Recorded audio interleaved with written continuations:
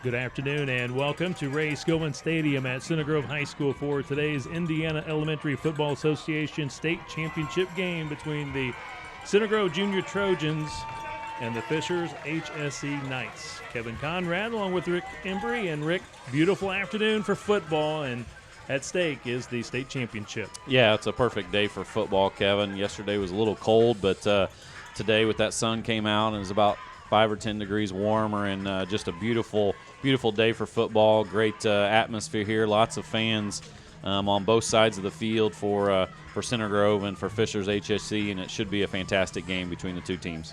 Today's game being presented by Aldi Simply Smarter Shopping, and by Ray Skillman Automotive Group. Ray Skillman, where we stack them deep and sell them cheap. We're ready for the IEFA State Championship between the Junior Trojans and the Knights. Center Grove in the traditional red and white uniforms for the Knights, royal blue, silver, and red. Center Grove will kick off, and picked up at around the 33-yard line. A great return for the Knights. He may go all the way for the touchdown. Being chased. Steele might get him. By Carson Steele. And he fumbled. Oh, wow. Touchback. Recovered by the Junior Trojans. Touchback.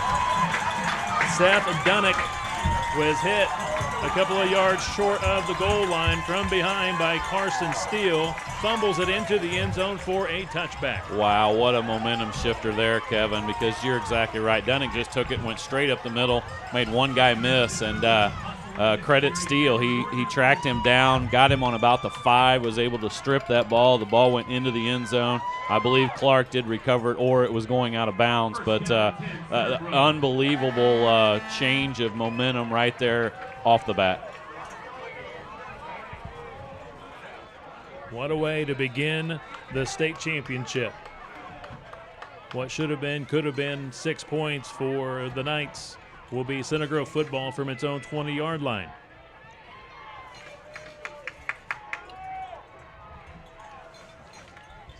Connor Delp, starting quarterback for the Trojans, goes under center. Number 43, Carson Steele, has led this Trojan team offensively throughout the season. False start against the Center Grove Trojans. For Center Grove, 12-1 on the season. The one lone loss coming against Avon. And for the Knights, likewise 12-1. Their only loss was against Avon. And Center Grove defeated Avon in the semifinal round of the tournament, 28-12. And for the Knights, they knocked off Warren Central 18-6 in the semis. Yeah, it was I went up to the semifinal game with Center Grove and Avon last Saturday night, and Center Grove did get revenge on Avon. They didn't feel like they played their best football. First time they played, got beat 12-6, and last Saturday they got revenge, played a very good game, and was able to come out on top. 1st and 15 following the penalty, and no surprise, first handoff to number 43, the Warhorse, Carson Steele. Number 28, Matt Holt on the stop. Matt Holt gets the tackle for the Knights. 3 yards for Steele.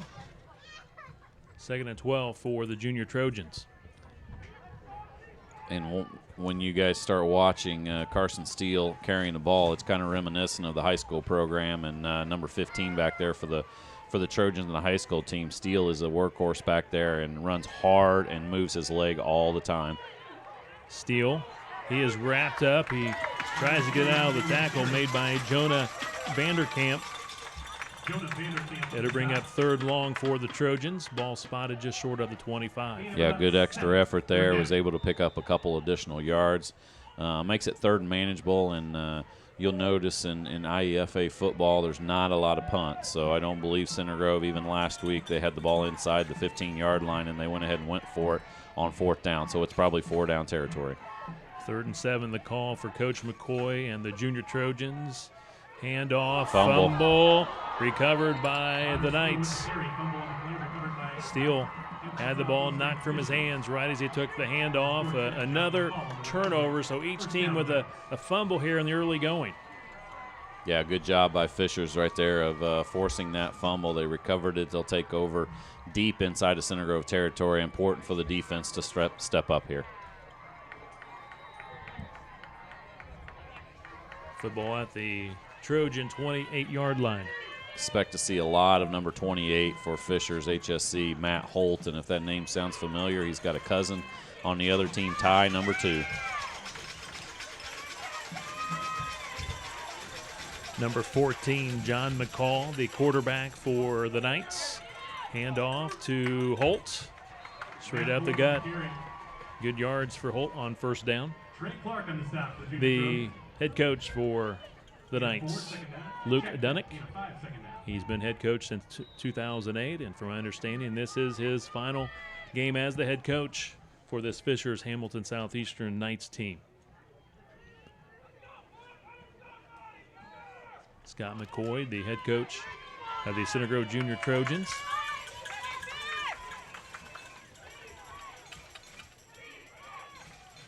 Second and 5 at the Trojan 23. Handoff to Holt once again. The Trojans were waiting for him.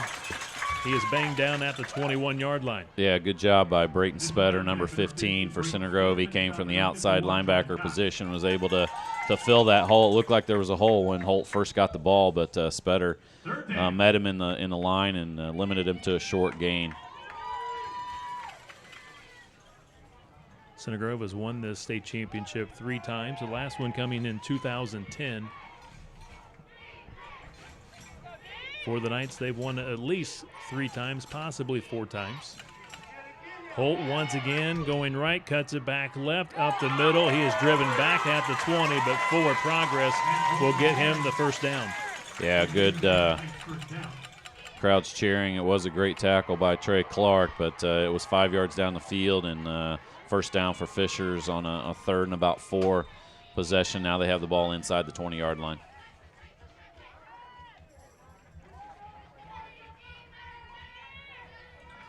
Coach Dunnick, in his first year back in 2008, played Center Grove right here in the state championship. Center Grove was led by a young man by the name of Max Norris. Now the rocket for the Trojans on the Friday nights, and Holt once again, very impressive. He's to the 9-yard line. Yeah, and you got to credit those guys up on the offensive line. A lot of times it's easy to say, oh, it's just the running back doing all the work. But, man, those holes that right now they're causing and helping Holt with are just huge. Big number 77 for Fishers HSE. They continue to run over him. Miles Darianani. Number 70 as well, Brandon Gonzalez. Second down and 2 at the Trojan 9. 5 minutes left to play here in the opening quarter. No score, but the Knights are at the doorstep. Holt again trying to go inside for that first down, and the men in red and white stack him up, short of the first down. Yeah, number 41 for Center Grove, Will Bauer, was the first one that was in the backfield. He did get by him, but kind of plugged everything up and caused the rest of the Trojans to come and make the stop. Gained a little bit, about a half a yard or so, but I mean, like we expected from the start, a lot of Matt Holt. I mean, he's the one that's got the ball every time for them so far. 4:25 and counting, first quarter. 3rd and a couple for the Knights. John McCall under center. He's going to keep it, trying to find the first down. I think he got it. Nice push by McCall. He was tackled by number 52, Trey Clark. Let's see where they'll spot it at the moment, Rick. Now they're going to indicate first down. I thought they might bring out the chain gang to give it a measure, but the official says no. Points first down for the Knights. Ball just short of the 5, right at the 6.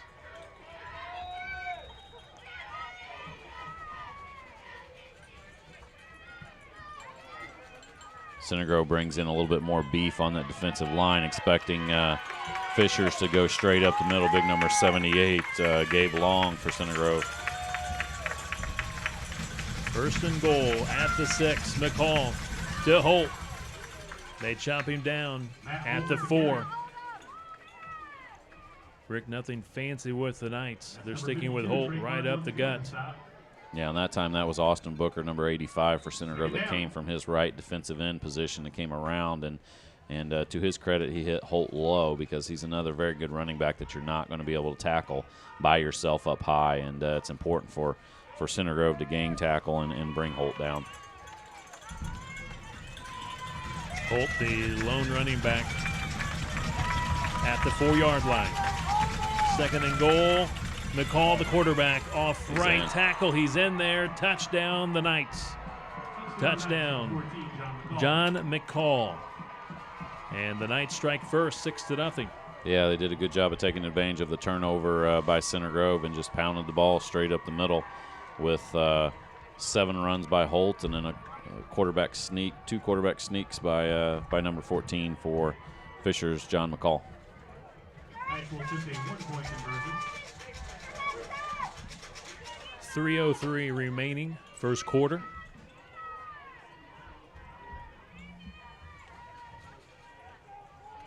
The Knights went to the line of scrimmage, now back to the huddle. Going for the extra point. And these are always different than Friday nights. Obviously, extra points are huge because a lot of times the games will come down to 1 or 2 points, and who's able to convert those extra points are usually who comes out on top. McCall to Holt. He's in there for the conversion. 7-0. The Knights take the early lead over the Center Grove Junior Trojans.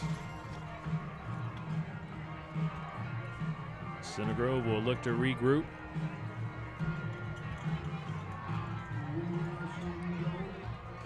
John McCall again scores the opening touchdown for the Knights, and McCall is in relief at the quarterback position. Their number 1 quarterback, Keegan Hurst, went down with a knee injury just a few weeks ago, and you can see him on that far sideline for the Knights.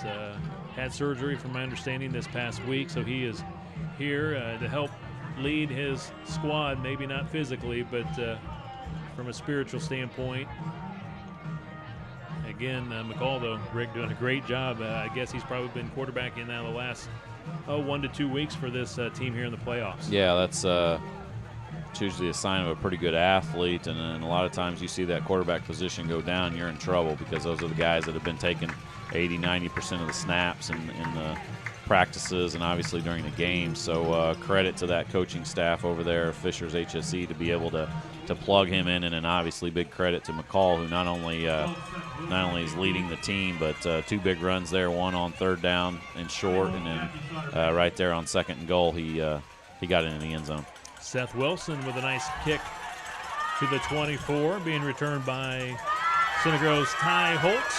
Gets outside, down the sideline, cuts it back inside, down to the 46-yard line. What a return by number 2, Ty Holt. Yeah, about 27, 28 yards on that return by Holt. That kind of looked like number 29 and number 14 on the high school team on Friday nights, his big brothers. But good job by Ty. He followed the blockers, broke a couple tackles about the 35, and then got down the sideline. And great return by Center Grove and Ty Holt. Now they take over inside of Fisher's field position. Best field position of the day for the Junior Trojans. At the Knights' 46, Carson Steele hit at the line of scrimmage, spins out of a tackle, gets a couple. A player a little slow for the Knights. He's now back to his feet, trying to limp it off. Yeah, and it's obvious that the Knights' defensive philosophy today is just stop 43. They know he's getting the ball a lot, and I would expect Coach McCoy to mix things up a little bit and try to use him a little bit more as a decoy going forward if they continue to key on him. 2nd down and 8. Steele, flag down. Steele pushes the pile for a 2-yard gain, but it's going to come back. Holding against the Center Grove Trojans. Yeah, that just kills drives whenever that happens, because obviously now it's going to be 2nd and long for Center Grove on the holding call. It'll remain 2nd down. Football now at the Trojan 46-yard line. 2:14 to play, first quarter. 7-0. Fisher's HSE in front. Only 1 loss for the Knights. Likewise for the Junior Trojans.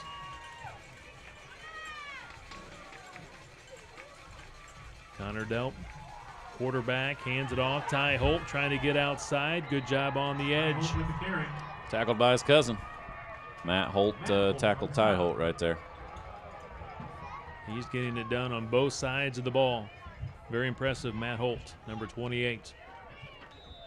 Yeah, came from the outside linebacker position there as Ty went around the right side and did a very good job of breaking down. Ty tried to make a move on him, and Matt Holt made the good tackle. It's going to bring up third and a long 17, 18 yards for Center Grove. Center Grove needs to get it to the 36-yard line for a first down. 3rd and 17. Let's see what Coach McCoy dials up here. Steele. He is to the 45-yard line. Makes 4th down very manageable. It'll be 4th and 9. Yeah, and that's the thing with a back like Carson Steele. He's able to always be a threat no matter what the down and distance are. Last week he took one to the house from his own 6-yard line. He went 94 yards when Center Grove was deep in their own territory and only up by a score. So it's probably the guy that's going to get the ball here on the 4th down, and we'll see if he's able to pick up that 9 yards. Connor Delp checks the defense on 4th and 9. The toss to Steele. He's going to pass the football. His man wide open. First down. First down at the 25. Little halfback pass there by Center Grove. Nice trick play. People don't realize, unless you've been around and have seen Carson Steele play football, that he is left-handed. So they pitched the ball to him. It looked like a sweep around the left side, and he pulled up and threw the ball with his left hand, and Trenton Veith was out there, number 14 for Center Grove. A big 3rd down conversion for Center Grove. And that will be the final play of the first quarter. What an action-packed opening quarter. This is what you want to see in a state championship game, and the Knights lead the Junior Trojans 7-0 after 1 quarter here at Ray Skillman Stadium. Today's game being presented by Aldi Simply Smarter Shopping, and by Ray Skillman Automotive Group. Ray Skillman, where we stack them deep and sell them cheap. Kevin Conrad, Rick Embry with you today from beautiful Ray Skillman Stadium. Again, after 1 complete, it's 7-0. The Knights over the Trojans, but Rick, to begin the second quarter, Center Grove with a big first down, marching its first established drive of the night. Yeah, I don't want to credit Veith on that one. A lot of times when you're that wide open, that's the most difficult to catch. And to his credit, he didn't try to come back, catch the ball, and then try to take off again. He just went down and make sure he properly secured the catch and made sure you got a first down on that, which was obviously the key. But about a 15-20 yard gain there on 4th and 9 by Center Grove. The momentum is definitely on their side. Now it'll be key for them to actually punch this one in. Great crowd for both teams here today. Center Grove here on the near side, really representing well, and hats off to Fishers HSC across the way. Also a nice crowd today for this championship game. Trojans begin the second quarter with Connor Fruits trying to get outside, picks up a few. Yeah, a little wingback counter there from Fruits coming around the right wingback position, and those are the things that Coach McCoy is going to do to try to sprinkle in some different looks than Potter Steele, and the fact that they're keying on him quite a bit here in the first half.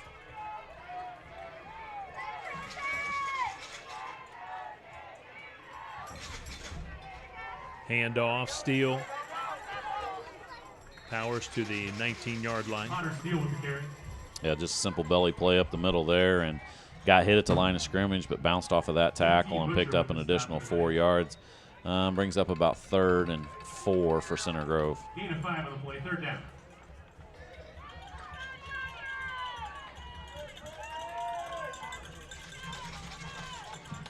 You always got to credit those guys up front as well. So for Center Grove, you got 78 Gabe Long, you have Caden Frieden, You have number 65, Braden Sturm, and we'll get to the others here. 3rd and 4. Delp inside. Inside wingback counter. Oh. One shoe top away from breaking that one for a touchdown. Connor Fruits gets the necessary yardage for a Trojan first down. Yeah, very lucky for Fishers right there. Number 24, Billy Ryder, was able to just trip up Fruits because it looked like he broke through that first, and good play call on 3rd and 4 for Center Grove. Just an inside wingback counter play to the left side. That's a tough one because the whole defense is going to the right side expecting the Steele to get the ball, and Fruits got it and was able to get through the line and get the first down. 7:15 to play, second quarter. Ball at the Knights' 13-yard line. New set of downs for the Junior Trojans. Carson Steele runs into a wall, but pushes that wall forward to the 9-yard line. Connor Steele with the carry. The Knights had him stood up, but He's kept those feet moving. yeah, he's so strong.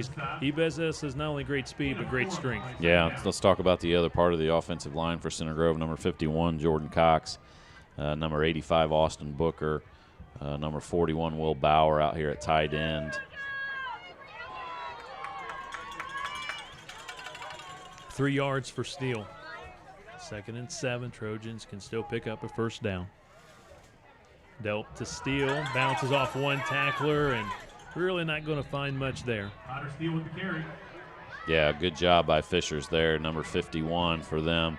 Jonah Vanderkamp kind of bunched everything up, got in from his defensive tackle position, stacked it up, and that's what you got to do against Steele, and then hope that your buddies come along and make the play, and he picked up just a yard or so.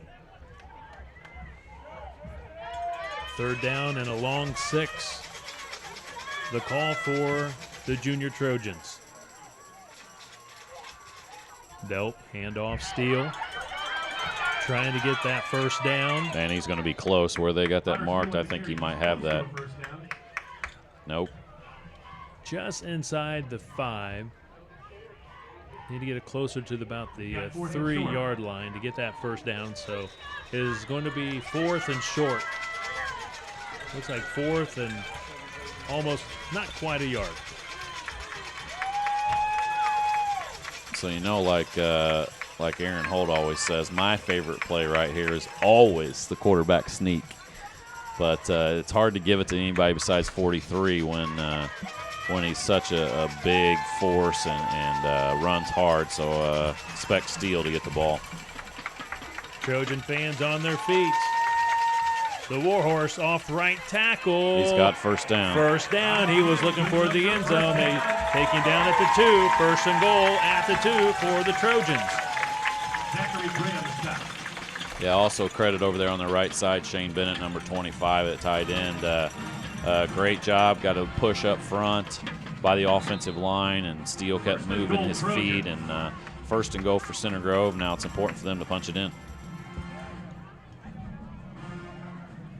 4:50 left to play, second quarter. Center Grove trails 7-0, but knocking on the door at the 2, first and goal. Man in motion. He takes the handoff. Fruits cuts it up. He's in. He's in there. Touchdown, Trojans.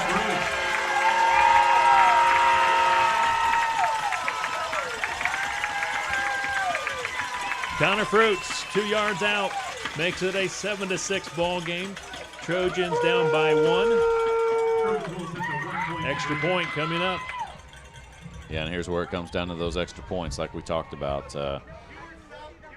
Good job, good run by Fruits around the left side. He was able to get in from about 2 or 3 yards for the touchdown, and now Center Grove's going for 1.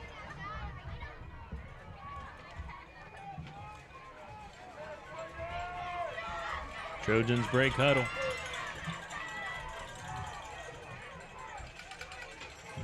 Steele and Holt in the backfield. Delp checks the defense. It's going to be a pass play. He's rolling right under pressure, avoids one defender, makes the pass. Did he drop it? No, yes, incomplete pass. Yeah, I think they were expecting the defense to not be expecting the bootleg right there, and Connor got out there.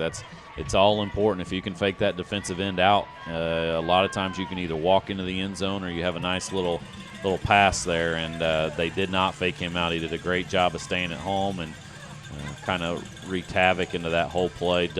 Did elude the one tackle, tried to throw it into the end zone, and it came up short. To recap today's game so far, the Knights took the opening kickoff, and it appeared to be a touchdown as Dunick was on his way for a score, and Steele chased him down, knocked the ball loose inside the 5, went into the end zone. The Trojans recovered the ball in the end zone for a touchback. The Trojans' first drive following that turnover stalled as Steele fumbled the football. And then the Knights came back with a touchdown run by McCall from 4 yards out to take an early 7-0 lead over the Junior Trojans. And here in the second quarter, the opening drive, Fruit scores on a 2-yard scamper to put the score at 7-6. The difference, again, like Rick said, was the extra point. And now the ball kicked out of bounds, so the penalty flag comes out. Yeah, it looked like a pretty decent kick by Clark there, but the ball got on its side, and then it just rolled down there all the way through. And your option there as a defense or offense is to either take the ball where it went out of bounds or back the kicking team up 5 yards and make them do it again. And obviously they're not going to take the ball down on the 22-yard line. They're going to back Center Grove up and make Clark kick it again. Ball now going to be teed up at the 35-yard line. And if you want to focus on one guy that's pretty fun to watch on the kickoff team is watch the kicker.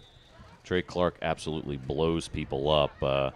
Watching last week, a couple of his kickoffs, he just, if somebody attempts to block him, it's usually not a pretty sight. And that's another name that we obviously have said a couple times on Friday nights is his brother Tristan's the fullback for Center Grove.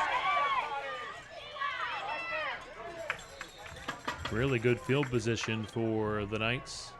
Tackle made at the 47-yard line.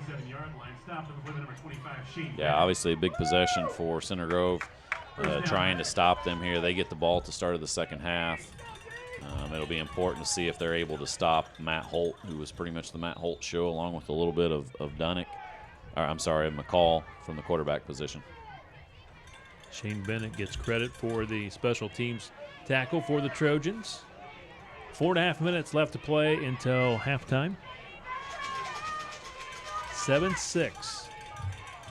Fishers, HSE, in front by 1 point. Billy Ryder with the carry. Ryder gets a couple. His first carry of the day. Max Weiss with the stop, the Trojans. Ball placed at the 50. Yeah, it looked like Max Wise from the linebacker position, along with Austin Booker and Trey Clark on that stop. Out there defensively for Center Grove, you have Caden Frieden, 57. You have Jordan Cox, 51. Austin Booker, 85 up front. Wise, Fruits, Clark, Spetter, and Steele at linebacker. Veith and Soderdahl at cornerback, and then right there, Connor Delp at safety. Holt breaks through an arm tackle, gets it to the 39-yard line. His cousin, Ty Holt, gets credit for the tackle. Matt Holt. Yeah, that was a hard, angry run right there. Yep. And physical. He ran through a couple arm tackles. You're not going to be able to do that against him. And he got in the secondary and then punished a couple of the tacklers at the end. High formation. New set of downs for the Knights. Hand off to the fullback, and the Trojans. Big Gabe Long. Hit him in the backfield, a loss of a yard. Handoff went to Billy Ryder, the fullback, and he was introduced to Gabe Long. Gabe took care of him. 1 yard loss. Big Gabe up front there. Had him on one of my teams a couple years ago. Good kid, quiet kid. Just does his job, and he's been a great member of the Junior Trojans this year and last year. And they bring him in when they feel like they're getting run on up front, and he made a nice tackle there on Ryder. We're under 3 minutes to play. Opening half, 2nd and 11. When in doubt, give the ball to number 28. Uh-oh, fumble. Fumble, Trojans recover. The Trojans recover at the 34-yard line. Ty Holt. Matt Holt coughs it up. His cousin, Ty Holt, recovers. I think that's going to be talked about Thanksgiving dinner here in a couple weeks, Kevin. Probably depends on how the game turns out, as if that'll be talked about. But good job. There was a penalty on the play on Fisher's HSC. It was a holding call that obviously would be declined, but good job of whoever got in there and stripped it away, and Ty came up with that fumble recovery, big defensive stop. 2:39 to play, second quarter. Ball at the Trojan 34. Center Grove trails 7-6 here in the state championship game. Handoff, Carson Steele. And he may go. Oh, yeah. See ya. Carson Steele hits the home run. Trojans take the lead. 66 yards.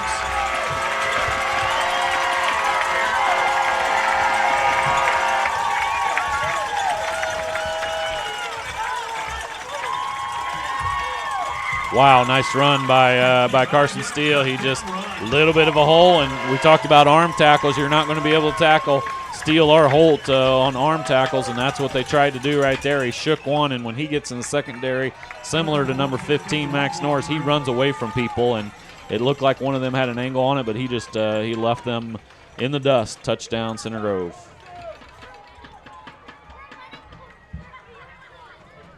Center Grove preparing for the extra points. In front, 12-7. Trojans taking advantage of the turnover. Timeout called by Coach McCoy. Center Grove was a little slow with the play coming out of the huddle, so some confusion. So Coach McCoy does the right thing, calls the timeout because, again, Rick, these extra points are so critical. Yeah, you're absolutely right. Important extra point for Center Grove to get that and try to make it a 6-point game so that if Fishers does score again, then they need that extra point on their side to try to pull out ahead. But what a big momentum shifter there. Looks like HSE starting to roll a little bit. Got great field position on the kickoff. Good return. Big first down by Holt that got the ball down to about the 35-yard line or so, and then looked like he had another big gain, and Center Grove was able to strip it. Ty was able to recover it, and then, boom, one play later, Carson Steele goes 66 yards. And, Rick, we got a shout-out here. We've got one of the JRT cheerleaders, Gillian Mason's grandparents, watching today's broadcast from St. Augustine, Florida. So how about that? We might be in trouble because we do not have a cheerleading list, do we, Kevin? We do not, but we understand that Gillian Mason is one of them, and her grandparents are watching from Florida. Maybe we could have our pseudo spotter, Bo Barrett, down there try to get a list of the cheerleaders so that we can announce them as well. He's not doing anything else down there besides trying to look pretty, and that's not working out so well. Trojans going for the extra point, the toss. Another pass. Ty Holt. Ty Holt's pass is short and incomplete. Man, looking he was for open. Matt Soderdahl. Yep. The score remains 12-7. Junior Trojans lead the Knights. Yeah, Soderdahl was open there. Looked like briefly, but then Matt Holt got back there in coverage, and Ty tried to throw it to him and came up a little bit short. But very important now for Center Grove to try to hold here on defense and not allow a long kickoff return, and then obviously not allow anything big play-wise from Fishers to go into halftime with this lead, because they get the ball back at the start of the second half. Center Grove does.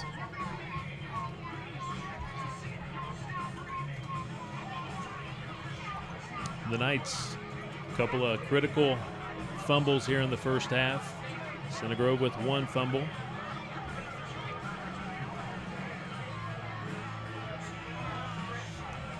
Center Grove going for its fourth IEFA state championship.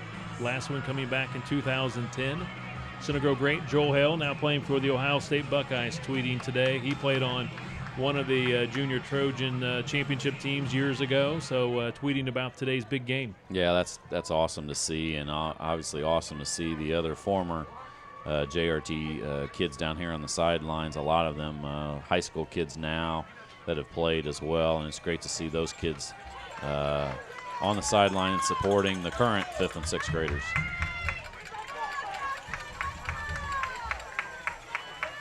Clark will kick off for the Trojans. Kickoffs have been interesting today, and that's a great kick. And this one's going to be picked up by the Knights, and there's a fumble again. Fumble. Knights football. Brayton Spetter picked it up. They're pointing Knights football. Oh. The officials say it belongs to the Knights. And now he switches his call. He meant Center Grove. He just pointed the wrong way. It is Center Grove football. Brayton Spetter recovers the football, and Center Grove will have it at the 46. Yeah, I was trying to look to see who actually got the strip on that. I think it was Trenton Byth, number 14 for Center Grove, and then Spetter recovered. Would be even more huge if Center Grove is able to get another touchdown here. Handoff, Steele. He pops it outside. Nice stiff arm, another stiff arm. Runs out of real estate, out of bounds. Just short of the 35-yard line and the first down. Impressive stiff arms by Steele. Yeah, he was able to stiff arm Matt Holt, number 28 for Fishers, then get outside and pick up an additional 3 or 4 yards, making it 2nd and short for Center Grove. 2:19 to play, first half. 2nd down and 1. Coach Dunnick across the way calls a timeout. That's a good timeout by Coach Dunnick because they're obviously back on their heels a little bit.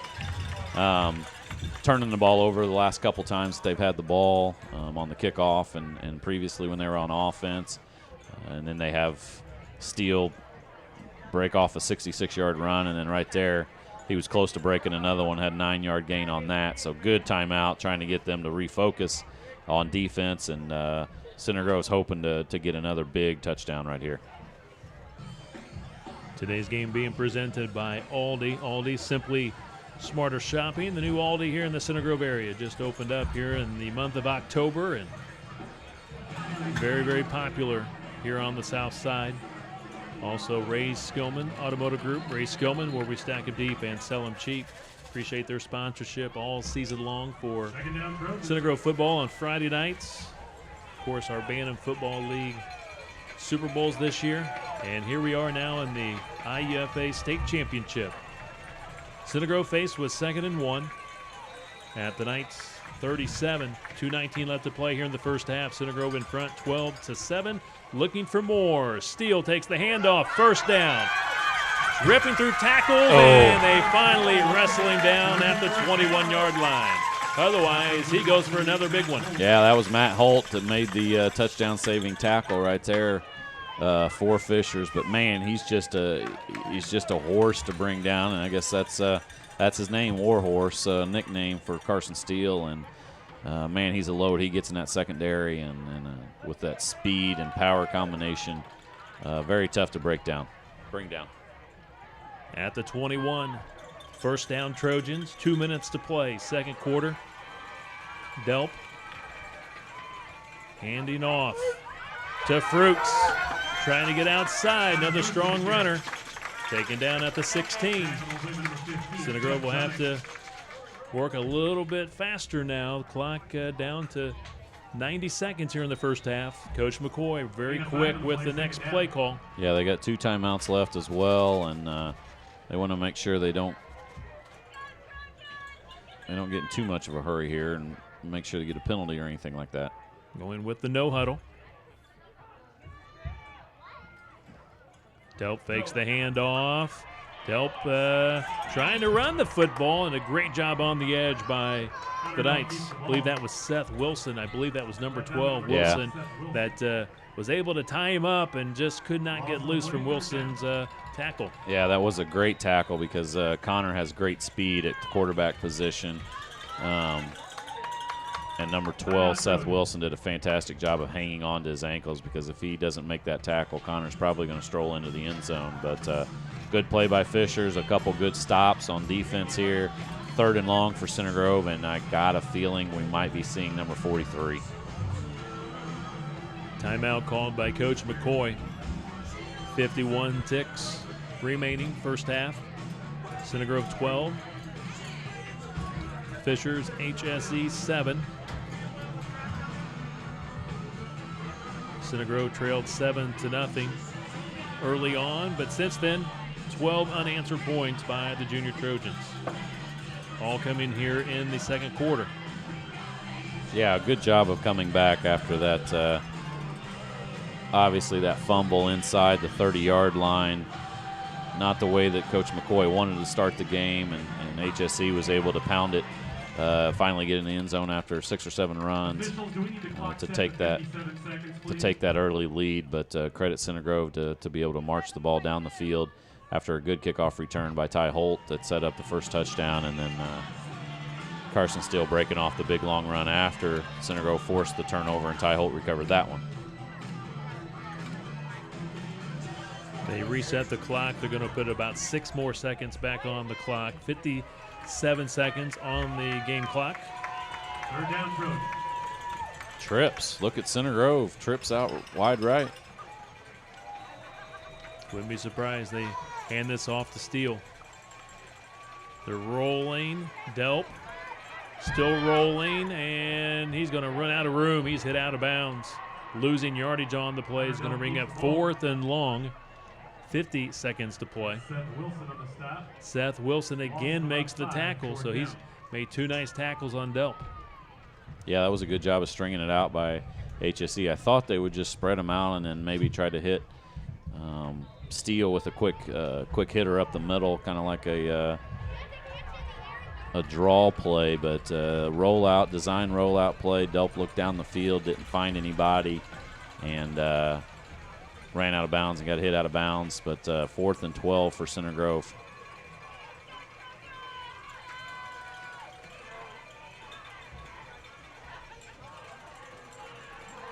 At the 23-yard line, Center Grove.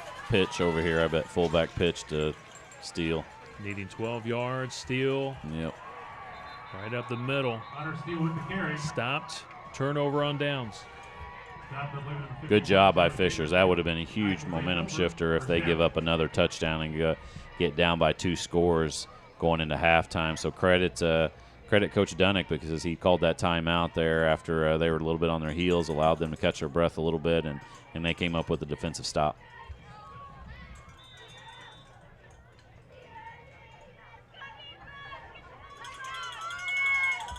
Coming up in just a few minutes, we'll have the Ray Skillman Automotive Group halftime show. Looks like they're just going to take a knee. Coach McCoy will call his last time out. Don't think he had the personnel out there on defense. Yeah, too many guys out there, actually. But, yeah, it looked like Fishers was just going to take a knee there to go into halftime. You're always worried. The big back like they have, a big play back like Matt Holt, it never seems safe to be on defense with a back like that back there, but it looked like they were just going to take a knee and go into halftime and make some adjustments. The Knights led 7-0 after that first quarter. Here in quarter number 2, the junior Trojans have put up 12 points. Fruits with a score, and the big score was by Steele, 66-yard touchdown run. That opening quarter, McCall, their quarterback, had a 4-yard touchdown run.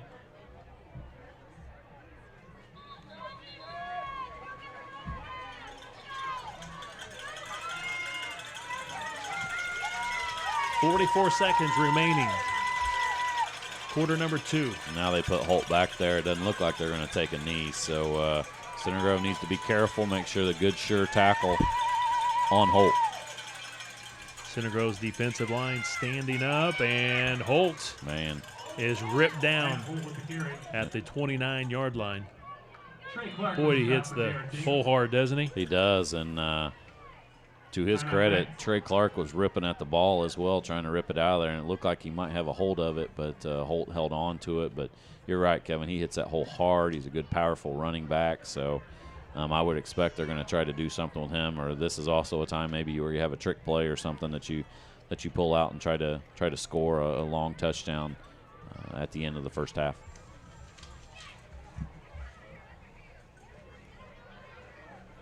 I think they should be down to probably one timeout as well because they called that one on defense there. So probably one timeout left for HSE Fishers.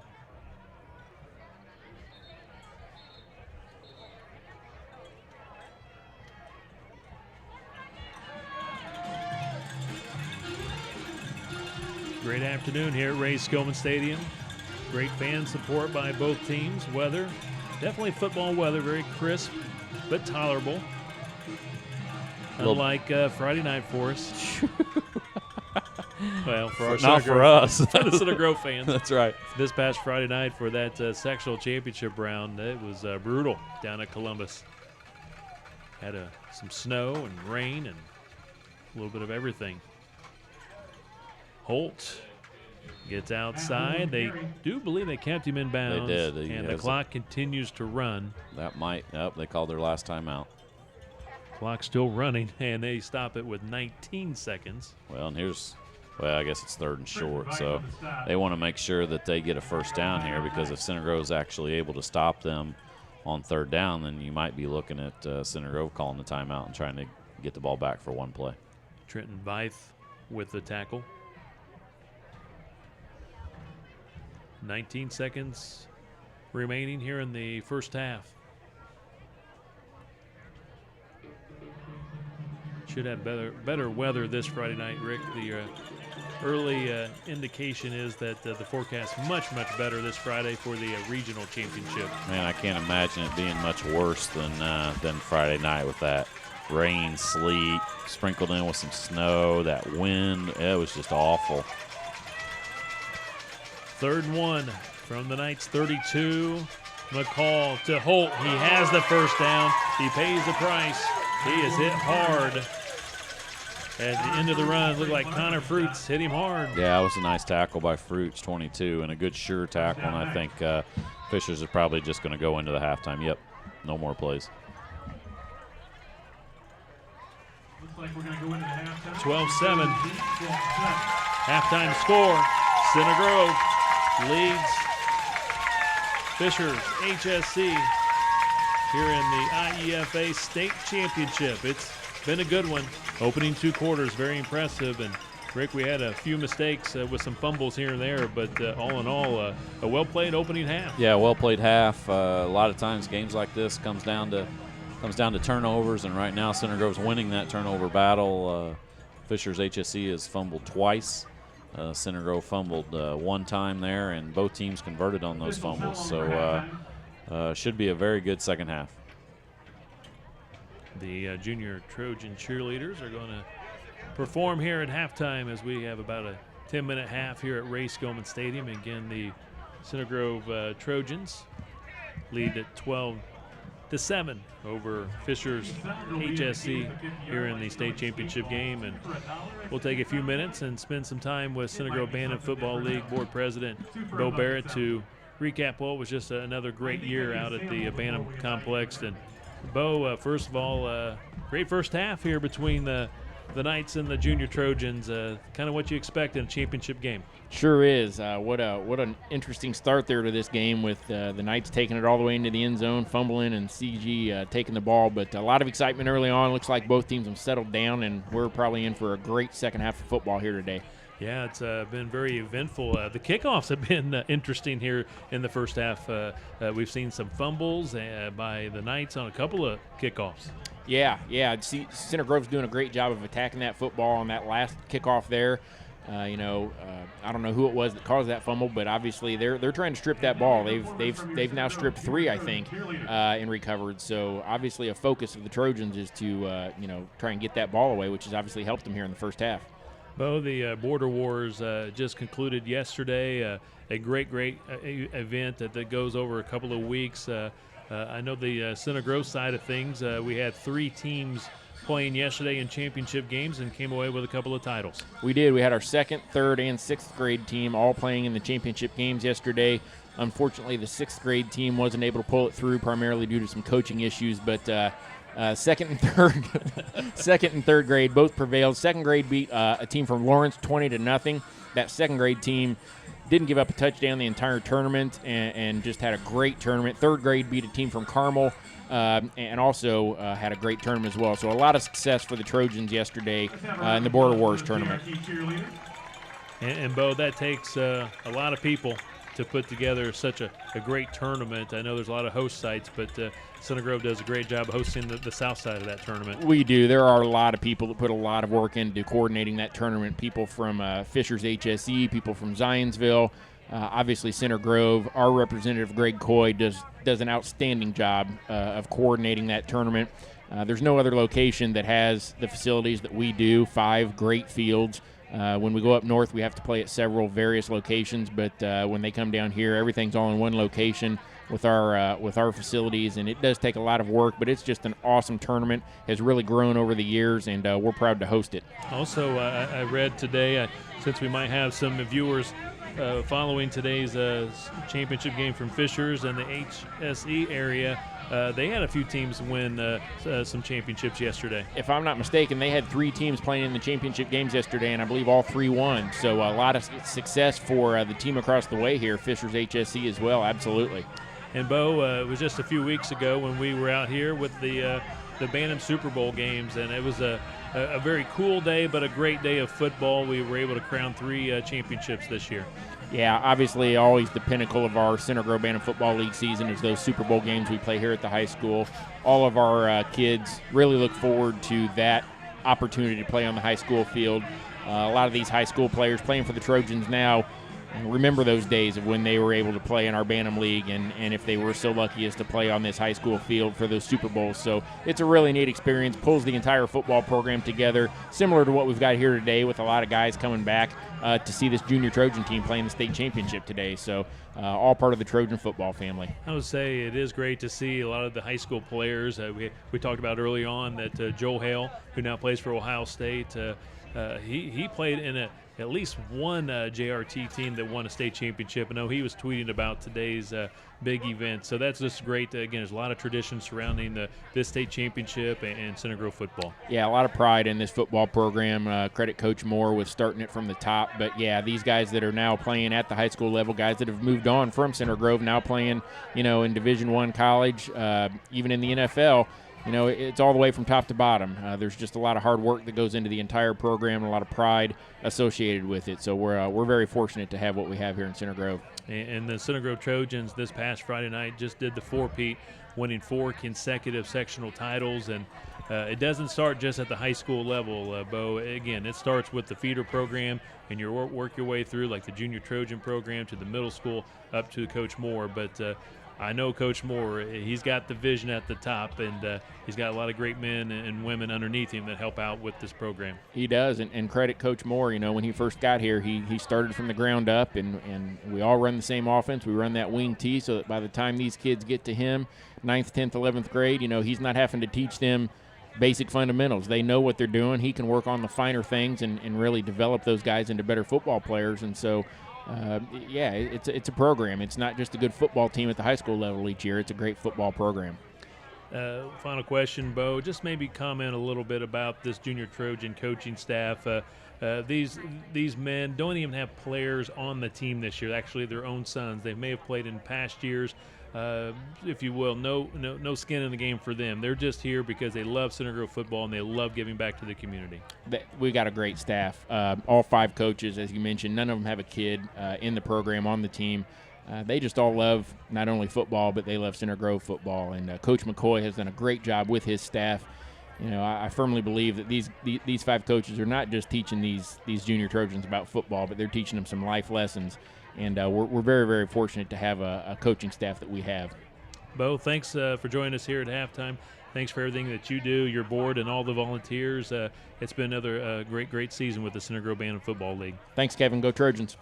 Bo Barrett, everyone, taking some time to join us here at halftime. And the junior Trojans lead it 12-7 over Fishers HSC in the IEFA State Championship game here at Ray Skillman Stadium. A quick recap of the first half. The game started off with the Knights returning what appeared to be an opening touchdown return, but Carson Steele was able to chase Dunnick from behind, forced a fumble, and the Trojans recovered the ball in the end zone for a touchback. So the Trojans actually had the first possession offensively in today's game, and the Trojans not able to pick up the first down. Steele did fumble the ball, and then the Knights recovered, and with the next drive, the Knights were able to punch it in from 4 yards out with McCall with the touchdown run, and they got the extra point, so it made it 7-0 Knights, and that was the end of the first quarter score.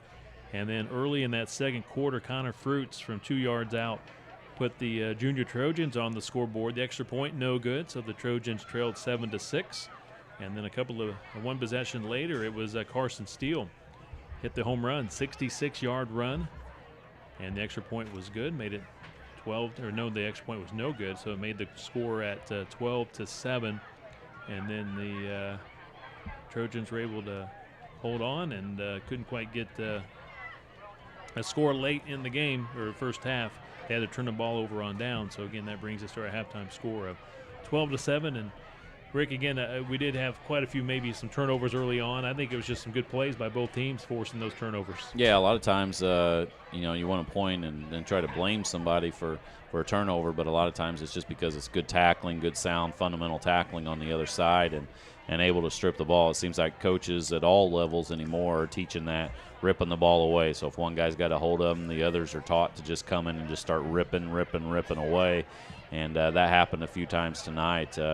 You look at the Center Grove Junior Trojans team, and a lot of these kids are kids because we both have kids that are in sixth grade as well, and we've seen over the years, and I've coached a lot of these kids, and it's a wonderful sixth grade class. There's 17 sixth graders and 9 fifth graders on the team, and I mean several of these kids have truly been fantastic players over their years out at the Bantam Fields. From number 2, Ty Holt, he's obviously been a great football family and a great kid that Ty is, and he's been dominant over the years.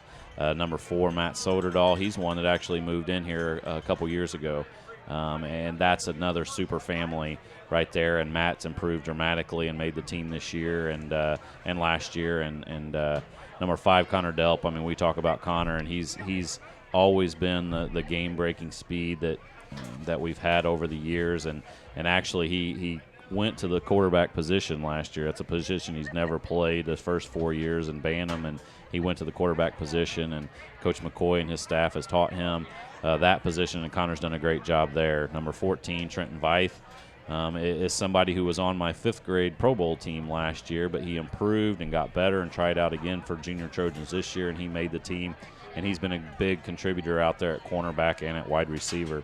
Number 15, Brayton Spetter's another one that was on my 5th grade Pro Bowl team last year and tried out again and made the team, and he made some great tackles last week at the linebacker position and has had a good first half as well, recovered a fumble in the first half. Jonah Vance, number 19, is a kid that unfortunately has gotten a couple concussions this year, so you see him in a street clothes there on the sideline, but he was on Junior Trojans last year and has had a good year and career. Number 21, Brendan Callis, is a 6th grader who just made the team this year. He's very talented as well and has had a good year. Number 22, Connor Fruits, he's another one that's been a superstar at the Bantam football level. His dad Dan has coached and helps coach the middle school North team, and Connor's always been a fantastic running back. Number 40, Max Wise, is another one who's a very talented kid.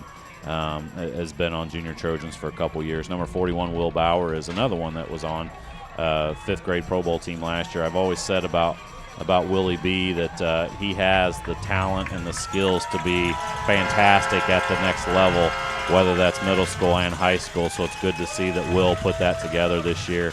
We've always talked about in the first half about Carson Steele. He's obviously a very good running back for this team and has been a very good player. Number 52, Trey Clark, is another very athletic, very talented kid.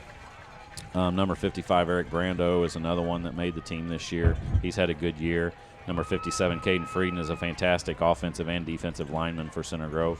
Number 65, Braden Sturm, despite his dad and the antics that Brad, his dad, does, Braden's been a great kid, is a great kid, and been a great lineman for Center Grove as well. Number 78, Gabe Long, is another 6th grader. He has improved a lot does a good job at center for them this year, and has been a good player. And number 85, Austin Booker. Austin is a very good football player, very good basketball player as well, very talented kid. So I wanted to go over all the 17 of those 6th grade kids that are on the team and just credit to them. And it's been fun watching and coaching those kids over their 5 years out at the Bantam Fields. That will conclude our Ray Skillman Automotive Group halftime show. Ray Skillman, where we stack them deep and sell them cheap.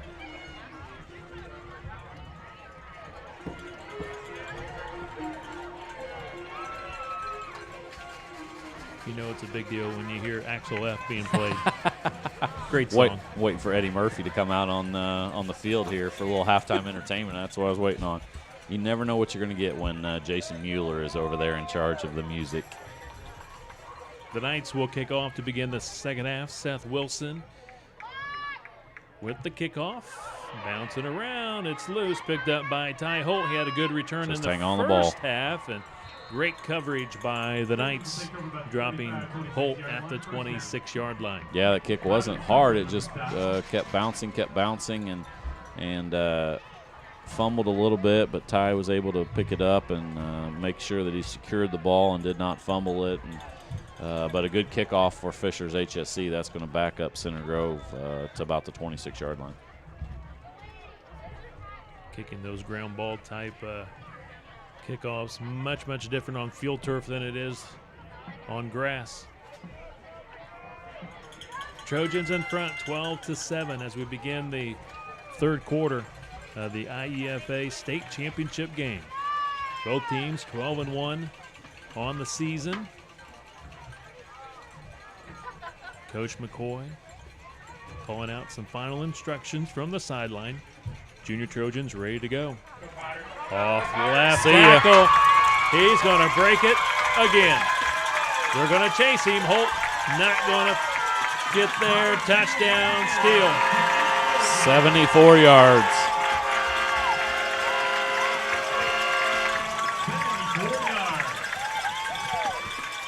He's putting up Max Norris type numbers today. You're exactly right, and credit the coaching staff because you could tell right there that they had those 3 running backs and the linemen looking over there. They wanted to see what kind of defense they were in. They called a little, we just call that a weak belly, over to the side away from the tight end. So it's on your weak side, not your strong side. And if you're able to kick out that defensive end, go get the linebacker, and with a back like Carson Steele, take it to the house, and that's what Carson did, and nobody was going to catch him. 74 yards for Steele, his second touchdown of the game. He had a 66-yard touchdown run in the second quarter. First play from scrimmage here in the second half goes 74 yards, makes it 18-7. Inside handoff, and the Trojans will not get the extra point. 18-7, Trojans lead the Knights. 8:39 to play here in the third quarter. Yeah, exactly. The start, obviously, that Center Grove wanted in this half to be able to punch another touchdown in, and it came on the first play from Carson Steele off the left side, and very important for Fishers if they want to stay in this game. They need to respond here with some sort of drive and some sort of touchdown, or this game could get ugly. Rick, tip your hat to Coach McCoy. Again, right before they snapped the football, Coach McCoy, someone on the sideline, will at least say that much, spotted something with that Hamilton or Fishers HSCE defense, and Coach made maybe a different call from the sideline. Yeah, right before the snap. Yeah, and it looked like you got Coach Bennett over there, Coach Smithy as well. They're always beside him. I think Coach Smithy helps call the offensive plays, and yeah, they had them looking over there and saw something on that opposite side that they thought they could take advantage of, and they absolutely did that. Kickoffs have been interesting. Ball Still loose. Did Center Grove recover again? Spetter says they have it. Trey Clark has it. No indication from the officials. They're going to say football belongs to the Knights. Ooh, I think Fishers definitely got a break there. I think they're saying that they thought 88 was still on top of it, but it was loose in that pile. It looked like Center Grove came up with it, but I mean, kicks are such an adventure at this age, 5th and 6th, and level. If you get a guy that can kick the ball and cause that ball to bounce like that, and you get a couple fast guys on your kickoff team, a lot of times you can get that onside kick. 18-7, Junior Trojans lead it. 8:37 to play, third quarter. First offensive possession for the Knights here in the second half. Matt Holt. Nice carry off the right side of the line. Spetter gets the tackle. Yeah, another nice tackle by Brayton over there on that outside linebacker position. He's done a fantastic job of fighting off that block and making that tackle, because if he doesn't make that, Holt's out in the clear on that right side, and he could go the distance. 2nd and 6.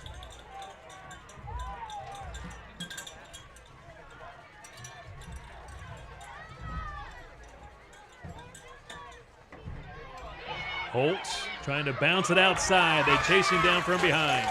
He's ripped down. I think that was Connor Fruits over on that side, the other outside linebacker, and both him and Spetter have had fantastic games as Holt tries to bounce it outside after he gets through that line, and both of those guys have enough speed that they're able to make that tackle, and that one Fruits made for little to no gain. 2nd and 6. 3rd and 6, excuse me. 3rd and 6.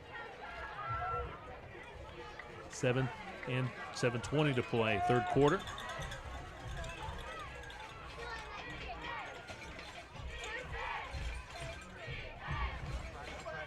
The fake handoff goes to the fullback. Now Holt, the tailback, has the first down into Center Grove territory, taken down at the 39. Yeah, and that was a nice move. He made 2 nice cuts there, and looked like Center Grove might have him, and he made a couple cuts to get in that secondary.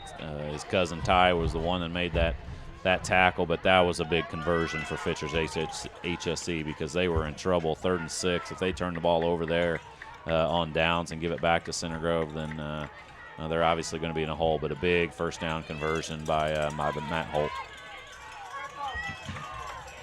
New set of downs for the Knights. 6.5 minutes to play, third quarter. The Knights trail 18-7. McCall to Holt. He races it outside. The Trojans not able to contain the edge. Good yardage on first down for Matt Holt. Yeah, he has such good speed, too, to get to the outside, and they're trying to pin the defensive ends for Center Grove in so he can make that bounce, and right there he was able to do that and pick up good yardage on first down. At the Trojan 33-yard line. 6 yards for Holt, 2nd and 4.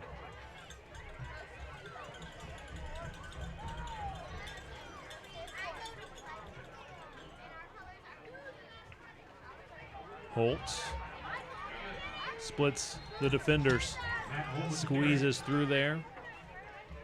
Looked like they had him stopped at the line of scrimmage. Yeah, that would be a good description there, because you're right. It looked like there was 3 Center Grove guys right there, and he just slithered in between them and was able to pick up a couple yards when it looked like he might be stopped for a loss, and makes it very 3rd and about 2 for Fishers HSC.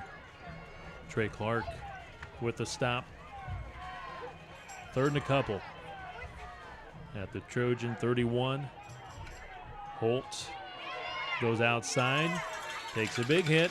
He gets the first down. First down. Collects the necessary yards for the first down. Yeah, I got a feeling we're going to see Holt nonstop for this entire possession. They're just going to put it on his back and let him carry it every time and hope that offensive line gives him a little bit of hole and see if he can carry it into the end zone for them.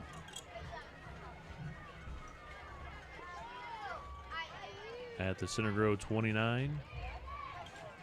They fake the handoff to the fullback, sticking with their money man, Holt, to the 25. Yeah, and right now he's just getting 3 or 4 yards a pop, and that's all you need to do. Three carries, you're going to get a first down on that. I mean, they act like they're going to hand it to the fullback. He goes the opposite way, but it's just a counter. Trey tray play or something like that, and they have yet to hand it. I think they've handed it to the fullback once. So obviously Center Grove is going to be keying on number 28, Holt. 2nd down and 6. The quarterback keeping it, and he takes a big blow on that far side. Center Grove did a great job in pursuit. Yeah, Ty Holt, Trey Clark out there, as well as Steele. But, I mean, right there you can tell the difference in speed between Holt and McCall. I mean, McCall tried to get outside, and Center Grove's defense was able to catch him. A lot of times when Holt's out there, he picks up 2 or 3 additional yards. I think that was a one play, give Holt a little bit of a breather before he's going to see it now. 3rd and 5. Holt, they miss him in the backfield.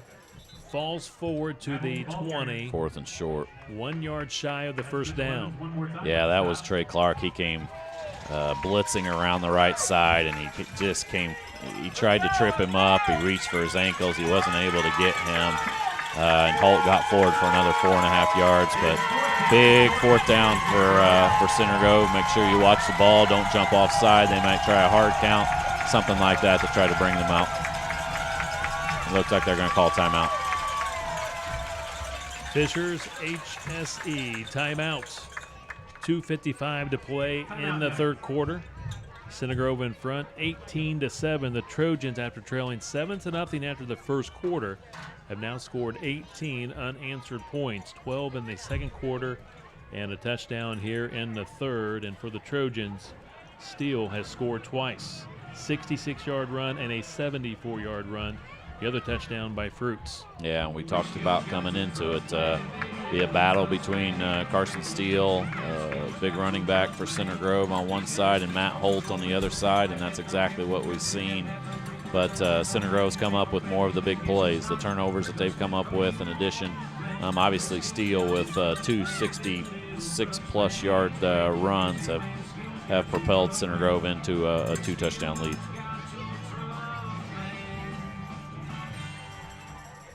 Now I want to talk about a little bit. You talked about the two sponsors today, Aldi Food and Ray Skillman. And I mean, those 2 companies have been just fantastic.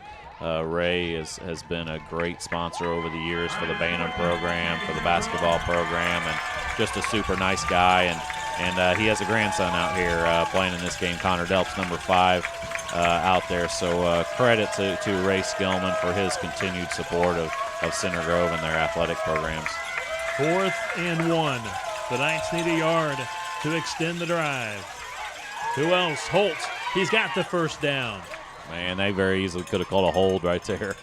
It looked like 51 Jordan Cox was in the backfield, and he kind of got wrapped up a little bit there, and that enabled Holt to get through that line. And big 1st down by the Knights. Ball at the 12. The Knights, after leading 7-0 in the first quarter, down 18-7 now. 2.5 minutes to play, 3rd quarter. Knocking on the door. McCall, handoff. Holt trying to go left, comes back right. He sidesteps some traffic.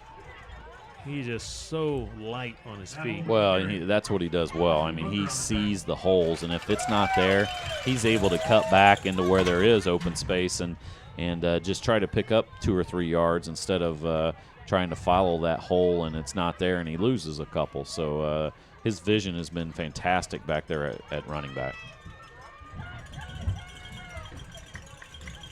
4 yards for Holt, 2nd and 6 at the Trojan 8-yard line. Holt hit in the backfield. Maybe got back to the line of scrimmage. Mitchell Evans. Number 20, Mitchell Evans. That's made the initial hit. Yeah, that's one of the 5th graders that we haven't talked about much, but credit, nice play. You had Sputter coming around, or Fruits coming around the one side, and Mitchell Evans from this side, and they met Holt in the hole and actually lost a yard or 2 on that one and bring up 3rd and about 6 or 7.